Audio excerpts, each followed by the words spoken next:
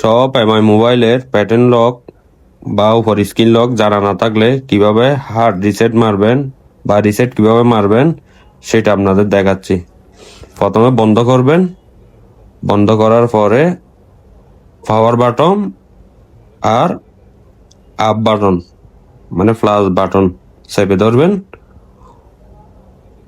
On হইলে power button ছেড়ে দিবেন, তারপরে ডিসপ্লেতে রিসেটের অপশন আসবে।